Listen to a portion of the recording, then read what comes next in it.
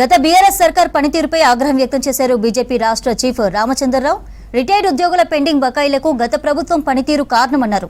Retired ఉద్యోగులు ధర్నా చేయాల్సిన దుస్థితికి సభ్య సమాజం సిగ్గుపడాలన్నారు బీజేపీ ఎంపీ లక్ష్మణ్. టైర్డ్ ఉద్యోగుల పెండింగ్ బకాయిలను తక్షణమే విడుదల చేయాలని కాంగ్రెస్ ప్రభుత్వాన్ని డిమాండ్ చేశారు. ప్రస్తుతం పనిచేస్తున్న ఉద్యోగుల ప్రయోజనాలను కాంగ్రెస్ ప్రభుత్వం కాపాడాలన్నారు. రిటైర్డ్ ఉద్యోగుల పెండింగ్ బకాయిలను తక్షణమే రిలీజ్ చేయాలని డిమాండ్ చేస్తూ ఇందిరా పార్క్ దగ్గర బీజేపీ ధర్నా నిర్వహించింది. ఆ రోజు తెలంగాణ మనం అందరం కూడా నియామకాల కోసము, నిధుల కోసము, నీరు కోసం తీసుకోవచ్చు. తెలంగాణ ఏ తెలంగాణలో అయితే ఆ రోజు లక్షలాది మందికి ఉద్యోగాలు వస్తాయని చెప్పేసి ఆశించారో, ఆ తెలంగాణ తీసుకువచ్చిన తర్వాత ఉద్యోగాల సంగతి దేవుడు వెరకగానే ఉద్యోగస్తులో ఉన్నవాళ్ళు, ఉద్యోగాల్లో ఉన్నవాళ్ళు పదవి విరమణ చేసిన తర్వాత వాళ్ళకి రావాల్సినటువంటి ఒక బెనిఫిట్స్ కానీ, పెన్షన్లు కానీ, రావాల్సినటువంటి ఒక రిటైర్మెంట్ బెనిఫిట్స్ ఎంతవరకు వచ్చిందని చెప్పేసి కూడా ఒక్కసారి మనం ఆలోచించాలి. అటు బీఆర్ఎస్ ప్రభుత్వంలో కూడా మనకు అరిచేతిలో స్వర్గం చూపెట్టి మొత్తం ఎంప్లాయీస్ కోసం మేము చూస్తాము. ఒక చెప్పారు కేసీఆర్ గారు ఆ రోజు, రిటైర్మెంట్ అయినటువంటి నెక్స్ట్ డేనే అతనికి పెన్షన్ వచ్చేటట్టు డిగ్నిటీతో నేను రిటైర్మెంట్ కావాలని చెప్పడం జరిగింది. కానీ ఎక్కడ పోయింది ఆ డిగ్నిటీ, ఏమైంది ఈ విషయానికి కూడా వాళ్ళు ఒకసారి బీఆర్ఎస్ నాయకులు కూడా వాళ్ళు ఒకసారి ఆలోచించాల్సిన అవసరం ఉంది. ఈరోజు ఉద్యోగస్తులకి దుస్థితి పట్టిందంటే ఆ రోజు బీఆర్ఎస్ ప్రభుత్వం కూడా దానికి కారణం అని చెప్పి అనుకోవాలి.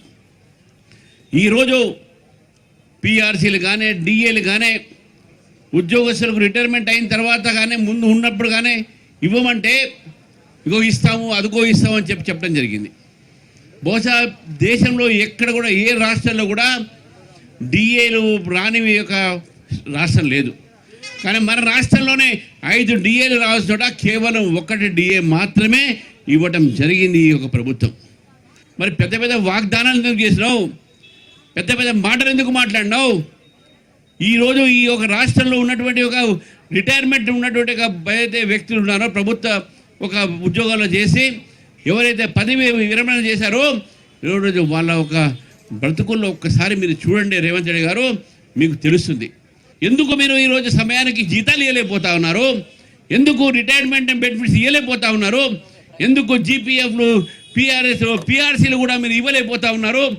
ఏ కమిటీ అయితే రికమెండ్ చేసిందో పీఆర్సీ ఇవ్వమని చెప్పి ఎందుకు ఆ పీఆర్సీ అమలు చేయలేకపోతున్నారు అని ఈరోజు ప్రభుత్వాన్ని భారతీయ జనతా పార్టీ ప్రశ్నిస్తూ ఉంది.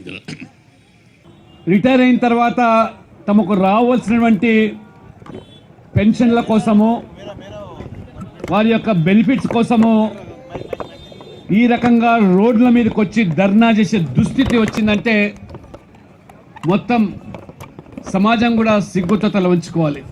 దురదృష్టము, మరి ఎంప్లాయీస్ ఫ్రెండ్లీ అని చెప్పుకున్నటువంటి కేసీఆర్ ప్రభుత్వము ఏ రకంగా ఎంప్లాయీస్ యొక్క ఆశలను అడియాసలు చేసి వాళ్ళ భవిష్యత్తు, పిల్లల భవిష్యత్తుకు ఏ రకంగా చిదిమి వేసిందో, బకాయిలు చెల్లించకుండా, పెన్షన్లు సకాలంలో రాకుండా, ఈరోజు ఆరోగ్యం మరి సహకరించకుండా పెళ్లిళ్ళు చేయలేని దుస్థితిలో అనేక మంది రాష్ట్రంలో ఆత్మహత్యలు చేసుకునే ఉదంతాలు.